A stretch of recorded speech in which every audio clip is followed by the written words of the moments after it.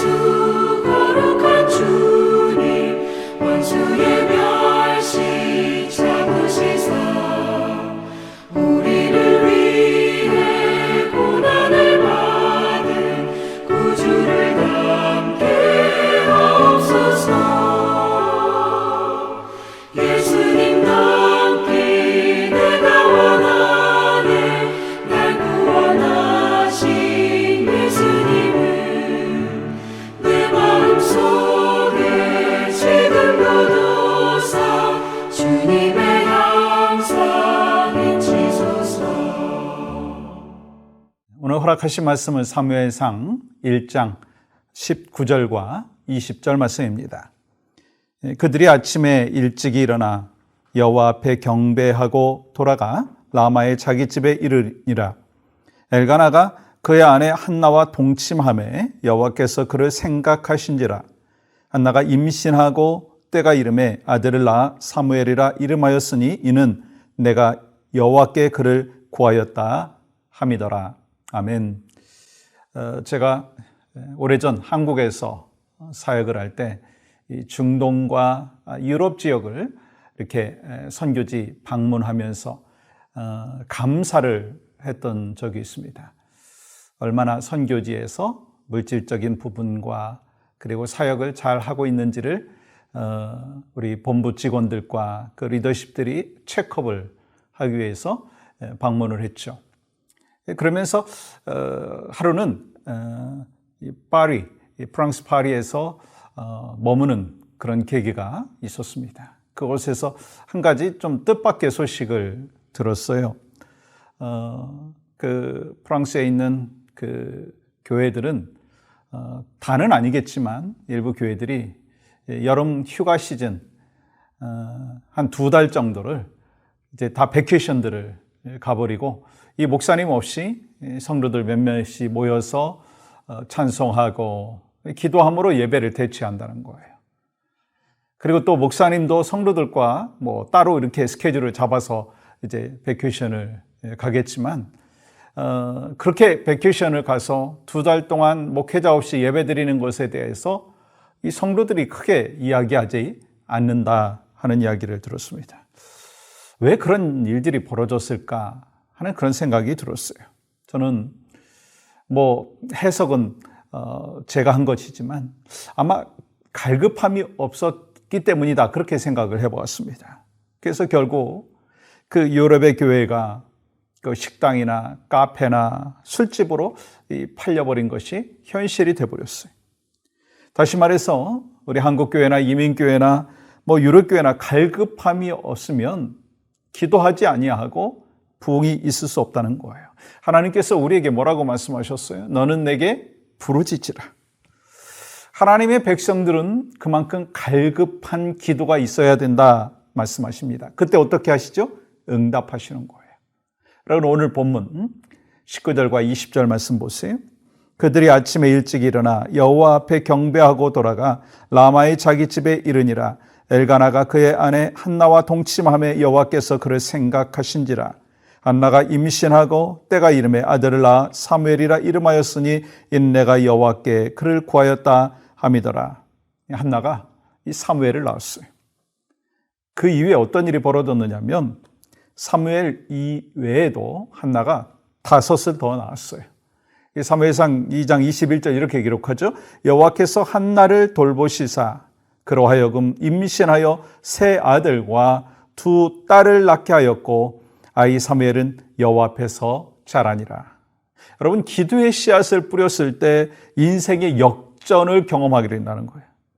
기도가 인생의 모든 문을 열어준 거예요. 뿐만 아니라 이스라엘 민족을 향해서도 문을 열어주었습니다. 여러분한테 한번 좀 질문해 보고 싶어요. 여러분, 갈급함이 있으십니까? 우리가 갈급해야 기도하더라고요. 우리가 잘 알고 있는 히스기야 왕, 자기가 죽음이 임박했다라고 하는 사실을 알고 하나님 앞에 엎드렸어요. 죽음이라고 하는 그 위기 속에서 갈급하게 기도했습니다. 결국 하나님께서 그를 생명을 연장시켜 주셨어요.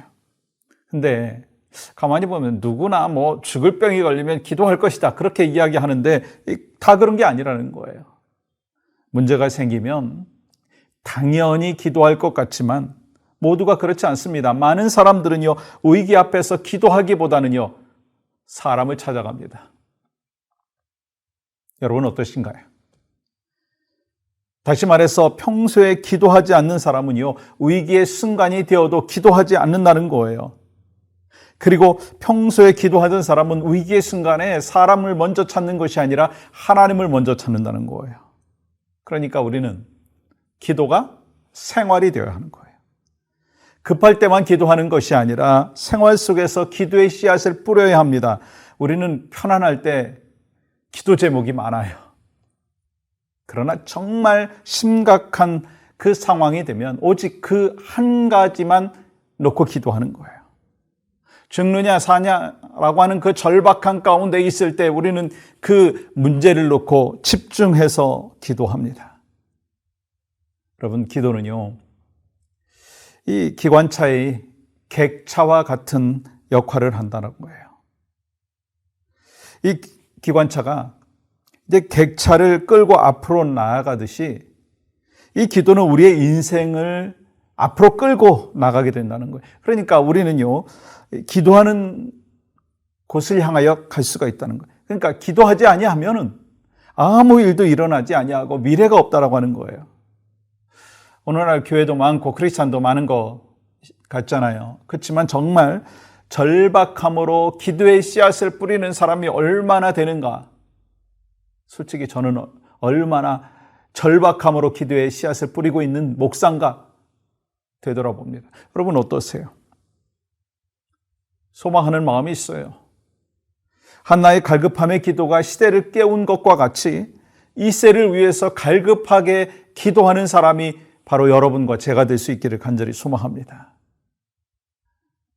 그래서 예레미야 33장 2절과 3절 말씀을 우리는 날마다 기억해야 돼요. 이를 행하시는 여호와, 그것을 만들며 성취하시는 여호와, 그의 이름을 여호와라 하는 이가 이와 같이 이르시도다.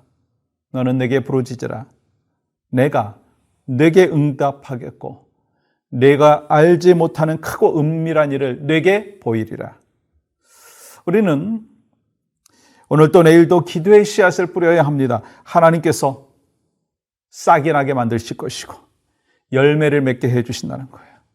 그러므로 여러분과 제가 날마다 기도의 씨앗을 뿌리고 이 갈급함으로 기도했을 때 인생의 역전을 경험하는 이 한나와 같은 인생을 살아가시는 믿음의 백성들이 되실 수 있기를 주님의 이름으로 간절히 축복합니다. 기도에 씨앗을 뿌리십시오. 기도는 씨앗을 뿌리는 것과 같은 놀라운 역사를 우리에게 펼쳐주시는 것 기억하시고 오늘도 씨앗을 열심히 뿌리시는, 기도의 씨앗을 뿌리시는 여러분과 저희 삶이 되기를 원하고요.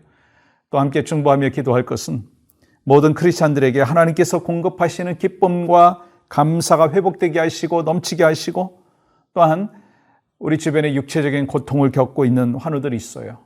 아시죠? 치유와 회복의 은혜 허락하시고 또 환우의 가족들에게 하나님이 주시는 놀라운 위로와 소망이 가득하게 하여 주시옵소서. 그것이 바로 오늘 여러분과 저의 기도의 제목이 될 수 있기를 주님의 이름으로 간절히 축복합니다. 하나님, 오늘 또 살아서 역사하시는 하나님의 신실하심을 특별히 경험하는 귀한 하루가 되게 하시고 기도의 씨앗을 뿌려서 결국 하나님께서 우리의 인생의 역전을 허락하여 주심을 체험하며 날마다 하나님 안에서 살아가는 믿음의 백성들 될 수 있도록 인도하여 주시옵소서. 오늘 또 하나님께서 우리의 삶을 통해서 큰 영광과 존귀를 받아 주실 것을 믿습니다. 예수님의 이름으로 기도하옵나이다. 아멘.